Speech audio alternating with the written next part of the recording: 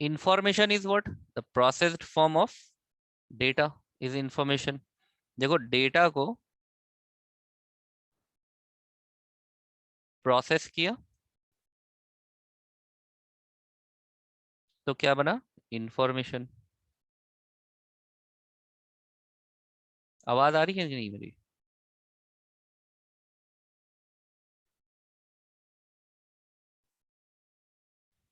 कौन से सेमेस्टर की क्लास है? सेकंड सेमेस्टर की क्लास है।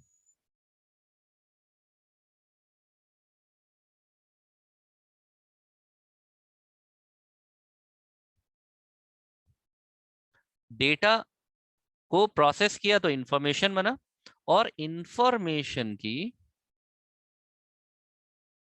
जो मीनिंग है, इंफॉर्मेशन की कुछ मीनिंग निकलेगी, उसी को हम कहते हैं नॉलेज। उसी को हम क्या बोलते हैं? नॉलेज। यानी कि नॉलेज क्या है? Knowledge is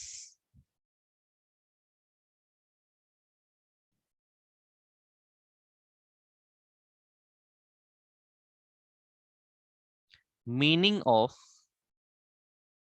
information. और देखो एक चीज, नॉलेज को यूज करने के लिए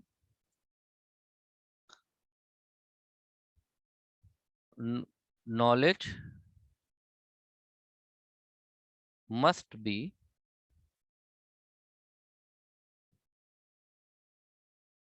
यूज्ड एट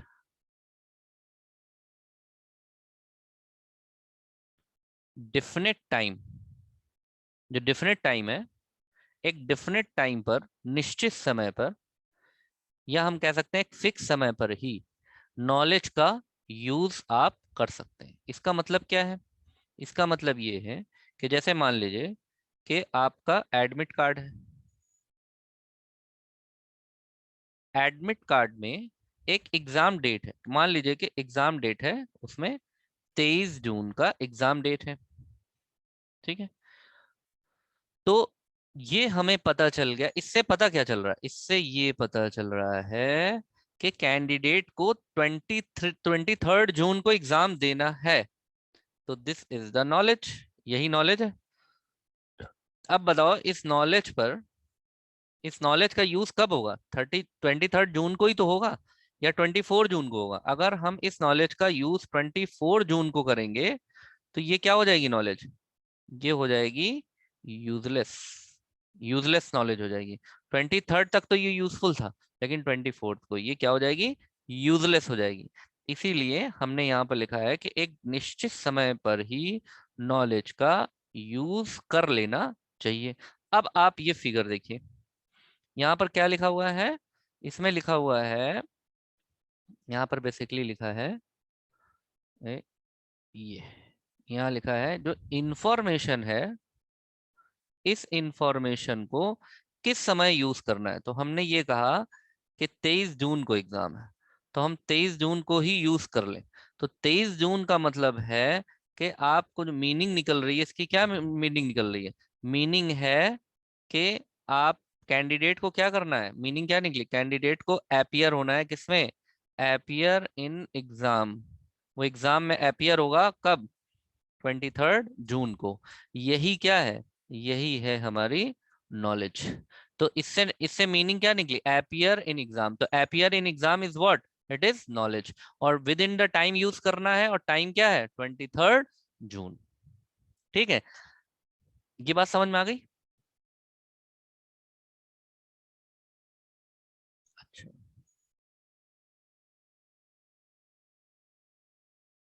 अब इसमें देखिए नॉलेज के टाइप कुछ लिखे हैं। जैसे यहाँ टाइप ऑफ नॉलेज है, यहाँ हेडिंग है टाइप ऑफ। इसको पूरा लिखने की जरूरत नहीं है, इसमें सिर्फ हमें देखना है कि नॉलेज के जो टाइप्स हैं वो टाइप यहाँ पर दिए हैं। जैसे ERP package, business process knowledge, organisational and cultural knowledge, project management knowledge. इन्हीं को हम एक एक करके छोटा छोटा सा देख लेते हैं। ठीक है, कि क्या है।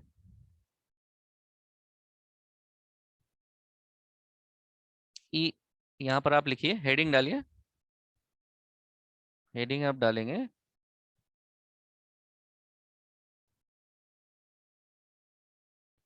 टाइप्स ऑफ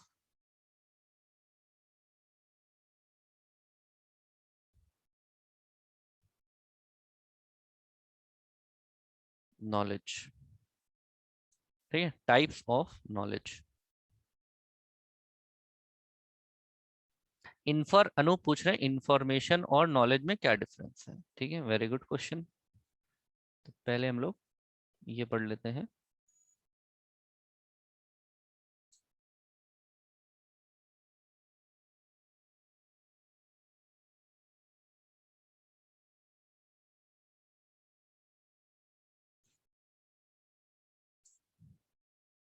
देखो, यहाँ पर है इंफॉर्मेशन और अनु, अब आप इसको समझिएगा।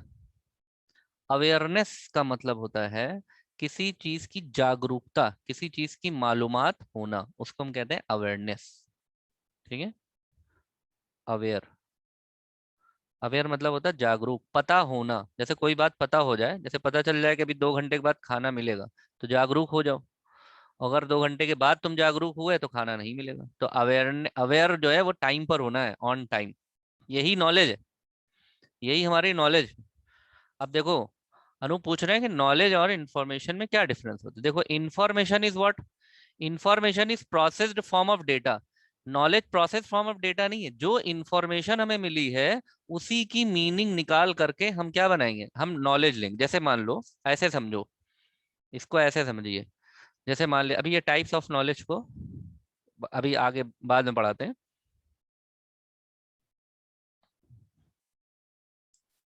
ठीक है, इसमें आप इंफॉर्मेशन, जैसे मान लो इंफॉर्मेशन में एक स्टूडेंट है, उसका रिजल्ट है मार्क 1। मार्क 1 में उसको 7 नंबर मिले हैं आउट ऑफ 30। और यहाँ पर नीचे लिखा हुआ है फेल। ठीक है, और इसमें ये है कि इसमें मिनिमम मार्क्स जो होने चाहिए थे वो 11 होते। अगर 11 होते तो ये स्टूडेंट क्या होता, पास होता। अगर 11 होते तो पास होता। तो ये स्टूडेंट क्या हो गया, फेल। ठीक है, तो इस फेल से क्या नॉलेज मिली, ये तो इंफॉर्मेशन है। Marksheet is a information, LED जी। और नॉलेज जो है, ये हमें फेल हो गए। अब फेल से नॉलेज क्या मिली, नॉलेज मिली कि हमको क्या करना है, इस स्टूडेंट को बैक पेपर देना है। तो ये back paper is a knowledge which comes from the marksheet, क्योंकि मार्कशीट में फेल हो गए। तो information is what, information is processed form of data. Process कर दिया, मार्क्स 1 लेकर के प्रोसेस कर दिया। ये भी डेटा है, ये भी डेटा है, बट ये इंफॉर्मेशन है पूरी। इसी इंफॉर्मेशन से क्या जनरेट हुई, इस इंफॉर्मेशन से जनरेट हुई नॉलेज। तो हम यहाँ पे लिखेंगे कि नॉलेज जनरेट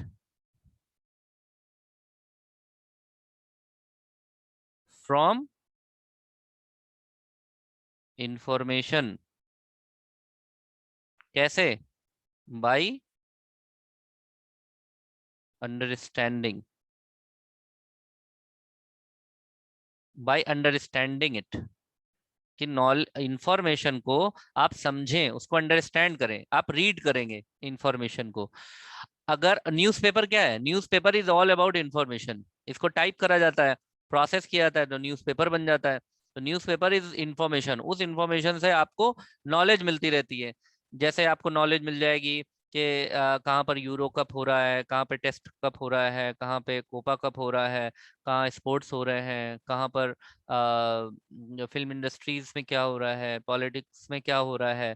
तो वो आपकी नॉलेज है। वो नॉलेज आपको कैसे गेन करनी पड़ेगी, you must gain the knowledge by understanding. अब अंडरस्टैंडिंग हर एक में अलग अलग लेवल की होती है।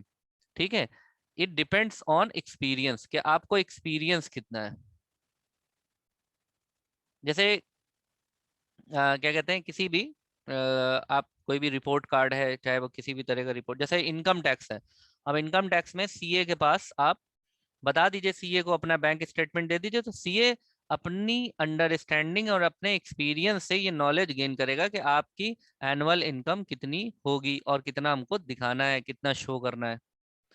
तो अब समझ में आ गया आपको Anoop? unknown data is known as information when it came into existence, that is the knowledge। हाँ बिल्कुल सही है अनूप, समझ में आ गया। देखो डेटा अननोन नहीं होना चाहिए। आप यहाँ पे लिखिए अरमान अली कि processed form of data is known as information and when it comes into the meaningful then it is known as information. आप अननोन डेटा नहीं लिखेंगे। ये बताओ, मार्कशीट को प्रिपेयर करने के लिए जो मार्क्स 1 है ये अननोन है, कहीं से भी लिख दिया उठा करके। ये 7 कहाँ से मिला? ये नोन है ना, कि उसको कॉपी मिली होगी टीचर को, उसी में से वो 7 लेकर के आया, फिर 30 बताया गया इसको। नोन है ना, ये सब डेटा नोन होते हैं। अगर रेलवे रिजर्वेशन करना है तो आप उसको डेटा बताएंगे, कब जाना है, कौन सी ट्रेन से जाना है, एसी में जाना है, सेकंड एसी में जाना है, स्लीपर में जाना है, किस दिन जाना है, कितने लोगों को जाना है, क्या क्या एज है सबकी। ठीक है, तो वो सब नॉन डेटा होगा ना। नॉन डेटा को प्रोसेस करेंगे, रिजर्वेशन मिलेगा, देन रिजर्वेशन को आप अंडरस्टैंड करिए, उसको पढ़िए, और उससे नॉलेज मिलेगी कि अब हमें किस दिन सफर करना है, किस दिन ट्रेवल करना है। तो ये कभी नहीं कहेंगे कि अननोन डेटा, अननोन नहीं होगा कभी भी। अरमान अली समझ में आ रही है मेरी बात? तो अननोन डेटा नहीं होगा, यहाँ पे होगा processed form of data is known as information. ठीक है ना? ओके। अब टाइप्स ऑफ वो लिखो, टाइप्स ऑफ नॉलेज लिखो। Types of knowledge.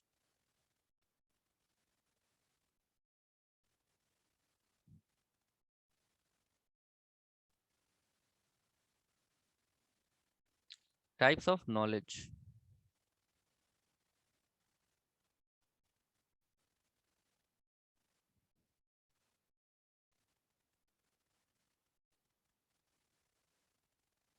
ERP knowledge,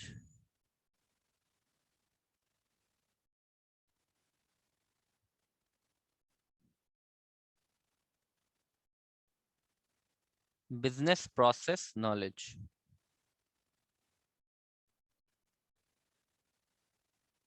business process knowledge,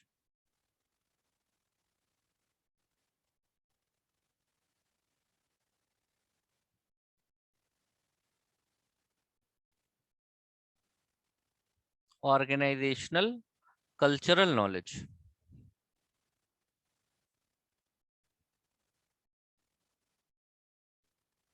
organizational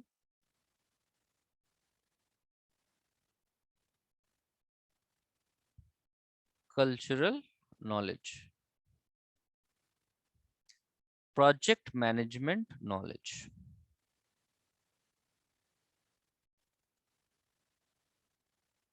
project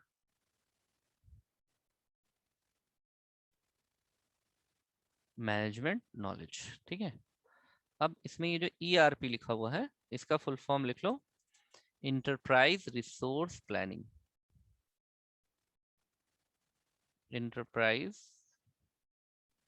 enterprise मतलब होता है कोई भी कंपनी जो काम कर रही है, कोई भी company, any company, that is the enterprise. Enterprise resource planning. ठीक है, और नॉलेज, नॉलेज तो आप जोड़ ही लीजिए लास्ट में। ठीक है, अब हम एक एक चीज को समझ लेते हैं कि ERP नॉलेज क्या होती है, और ERP कहाँ यूज होता है, और कैसे यूज होता है, क्या भला है ये। यहाँ पर हम फर्स्ट डालिए ERP knowledge.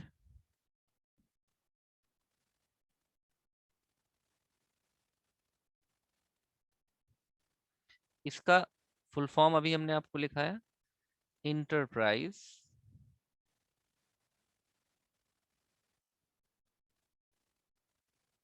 Resource planning knowledge.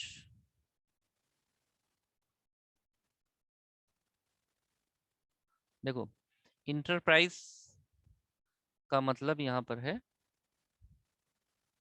Company से रिलेटेड, कंपनी। रिसोर्स का मतलब है स्रोत। जैसे इसमें मैन पावर हो सकता है। मान लो एक कोई मैन्युफैक्चरिंग कंपनी है तो वहाँ मैन पावर है, वहाँ पे ट्रक्स हो सकते हैं, वहाँ पे मशीन्स हो सकती हैं, वहाँ पे जनरेटर्स हो सकते हैं। ठीक है, वहाँ टू व्हीलर हो सकते हैं, जिस जो जो कंपनी में काम करने के लिए यूज करेंगे। ठीक है, उसे जैसे खाना बनाने के लिए रिसोर्सेज है ना, आपका क्या कहते हैं, गैस का चूल्हा, गैस का सिलेंडर, या लकड़ी का चूल्हा, या मिट्टी के तेल वाला चूल्हा, या स्टोव, या पतीली, चम्मच, कढ़ाई। All these are what, all these are resources by which you will make the food. उसी तरीके से किसी भी, जैसे मान लीजिए टीवी बनाने की कंपनी है तो उसमें बहुत सारे लोग काम कर रहे होंगे जिसको हम मैन पावर कहते हैं। मैन पावर का मतलब क्या हो गया? मैन पावर का मतलब हो गया पर्सन्स, एम्प्लॉय। ठीक है, एम्प्लॉय। ट्रक्स मतलब हो गया वहां पे कुछ छोटी गाड़ियां होंगी, कुछ बड़ी गाड़ियां होंगी टीवी को लाने ले जाने के लिए, माल ढोने के लिए। और मशीन्स मतलब होता है कि जिन मशीनों से टीवीज वगैरह बनते होंगे, पैकिंग होती होगी, पैकिंग मशीन होगी, मैन्युफैक्चरिंग मशीन होगी। जनरेटर लाइट के बैकअप के लिए है। बाकी टू व्हीलर्स वगैरह यूज होती होंगी मार्केटिंग वगैरह के लिए, और भी इसमें बहुत सारे एम्प्लॉयज, बहुत सारी चीजें होती हैं। तो इन्हीं को हम रिसोर्स कहते हैं। ठीक है, प्लानिंग की बात करें, प्लानिंग की बात कर, प्लानिंग का मतलब होता है, प्लानिंग का यहाँ पे मतलब है किसी भी काम को करने के लिए आपको प्लान बनाना पड़ता है, यानी कि स्कीम। जैसे घर में खाना बनाना है तो एक प्लान बनाएंगे कि खाना कै बजे बनेगा। अब मान लीजिए दोपहर खाना 3 बजे तो नहीं बनेगा ना। रात का खाना आप 6-7 बजे, 8 बजे बना लीजिए, 9-10 बजे खा लीजिए। कि रात का खाना रात में 12-1 बजे बनेगा तो क्या 2-3 बजे खाएंगे? उसकी एक स्कीम होती है। जैसे आप पढ़ाई का टाइम टेबल बनाते हैं, तो वैसे ही किसी भी कंपनी में काम करने के लिए क्या स्कीम होगी, क्या पॉलिसीज होंगी, पॉलिसी, वही हमारी प्लानिंग होती है कि काम को कैसे करना है। और इन सब को करने के लिए हमें किस चीज की जरूरत पड़ेगी? नॉलेज की। तो इसी को हम कहते हैं enterprise resource planning knowledge. That means the knowledge, the knowledge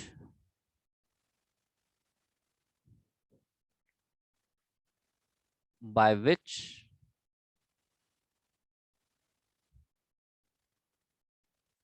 any company, कोई भी कंपनी, any company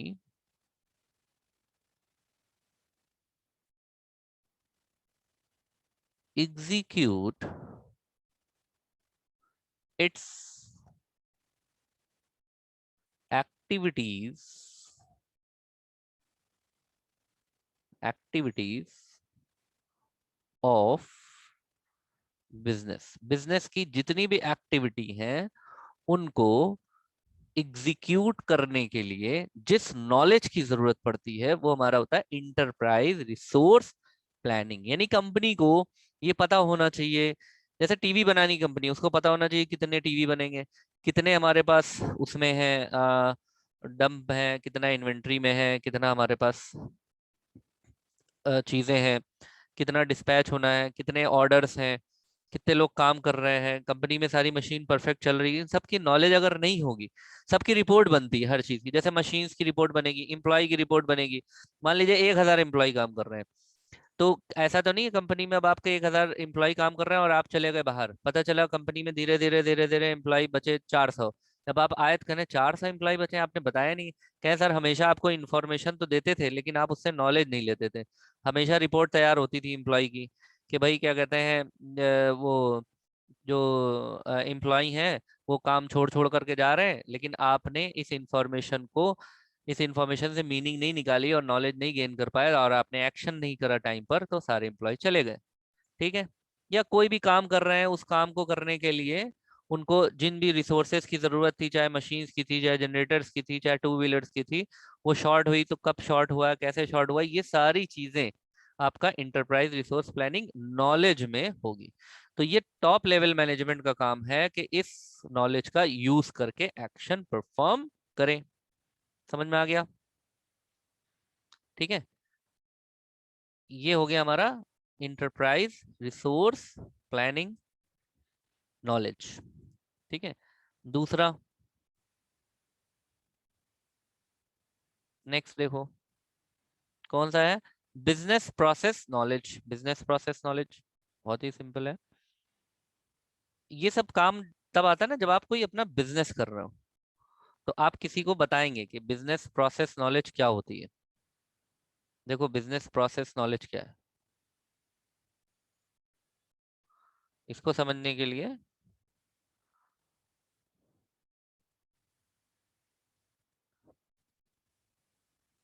अब मान लीजिए कि आपकी एक फैक्ट्री है और ये फैक्ट्री मोबाइल बना रही है।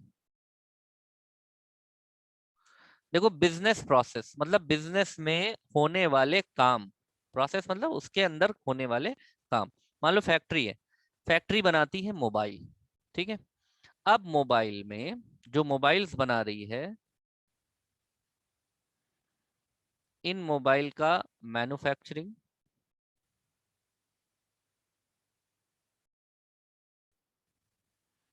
इन मोबाइल की पैकिंग, इस मोबाइल की मार्केटिंग, इन मोबाइल का एडवर्टाइजमेंट,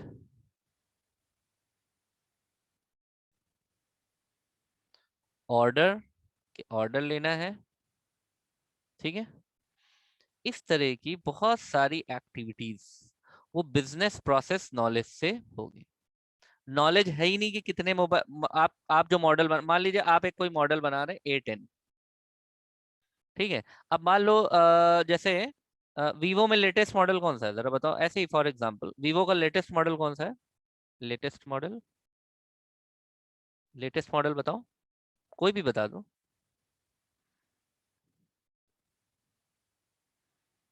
वीवो का लेटेस्ट मॉडल Y73, चलो ये ले लेते हैं। अब मान लो Y73 है, हो सकता है 74 आ गया हो, 5, Y70। अच्छा, सबसे वीवो में ओल्डेस्ट मॉडल कौन सा होगा? ओल्डेस्ट मॉडल, ओल्डेस्ट मॉडल बताओ वीवो का।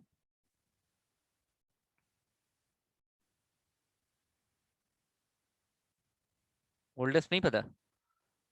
चलो V1 ले लेते हैं, ये ओल्डेस्ट है। ठीक है, अब देखो ये हमारा न्यू मॉडल है और ये हमारा ओल्ड मॉडल है। ठीक, अब बिजनेस प्रोसेस नॉलेज अगर नहीं होगी और कंपनी कह रही है हम इसका प्रोडक्शन करेंगे, मतलब ओल्ड मॉडल बनाएंगे, तो ये सही फैसला है या गलत फैसला? अगर कंपनी ओल्ड मॉडल को का प्रोडक्शन स्टार्ट करती है तो ये फैसला कैसा है? ये फैसला रॉन्ग फैसला है। और अगर कंपनी नए मॉडल का प्रोडक्शन बढ़ाती है तो कितना बढ़ाना चाहिए? It depends on order. ठीक है, ऑर्डर से क्या होगा कि प्रोडक्शन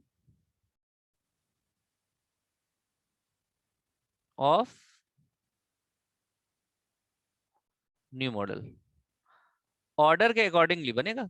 लेकिन ये सब हमें तभी पता चल पाएगा जब कंपनी में एक ऐसा सिस्टम बना हो जिससे कंपनी को वक्त ब वक्त यानी कि टाइम टू टाइम नॉलेज मिलती रहे कि क्या बनाना है, कितना बनाना है, कितना पैक हो गया, कितना चला गया, मार्केटिंग कैसी हो रही है, एडवर्टाइजमेंट कैसा हो रहा है, ऑर्डर कितने हैं, एंड सो ऑन, बहुत सारे काम। ये तो हमने एक एग्जाम्पल के तौर पे ले लिया।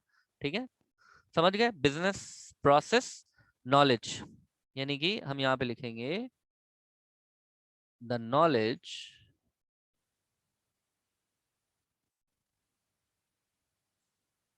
in which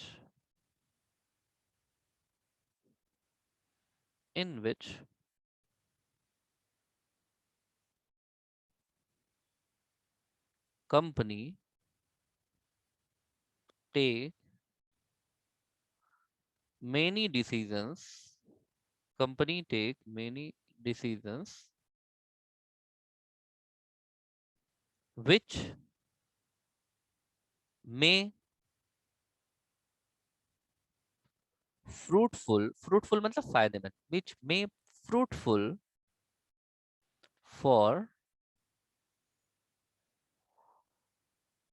business process, business process के लिए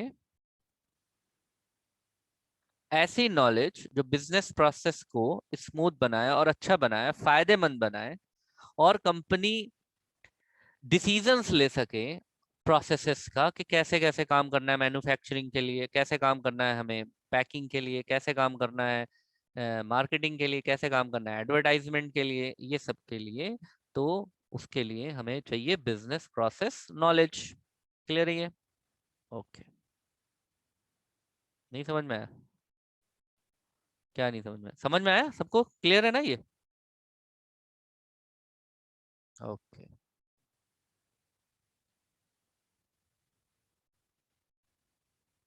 नेक्स्ट है, देखो 2 मिनट बचे, हो सकता है अपने आप कट जाए, तो तुम लोग तो खैर आदत हो गई होगी, अपने आप कट कट गया तो कट गया।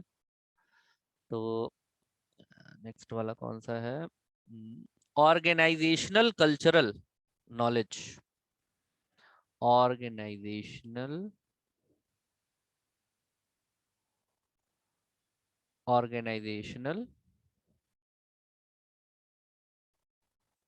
Cultural knowledge.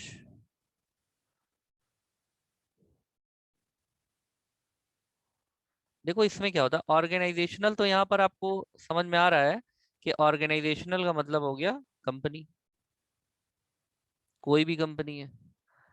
कल्चरल का मतलब है कि बहुत से एम्प्लॉयज जो होंगे, हो सकता है कुछ एम्प्लॉयज ऐसे हो, उन एम्प्लॉय का बर्थडे हो, कुछ एम्प्लॉय ऐसे थे जिन्होंने जो है बहुत अच्छा एफर्ट दिया, ग्रेट एफर्ट, उन्होंने दिन रात काम करा, ग्रेट एफर्ट। ठीक है। और कुछ एम्प्लॉयज ऐसे हैं जो बहुत टेक्निकल हैं और कंपनी के लिए काफी अच्छा सोचते हैं, टेक्निकल प्लान्स बनाते हैं। तो ऐसे एम्प्लॉयज को क्या करना चाहिए? इस तरह के जो एम्प्लॉय हैं इनको हमें मोटिवेट करना चाहिए, बोनस दे करके, कंपनी बोनस दे, ये सारे काम करे, है ना? तो यहाँ पर हम लिखेंगे, हो सकता कट जाए, नहीं तो हम नेक्स्ट क्लास में लिखा देंगे इसको, परेशान मत होना, ठीक है? The knowledge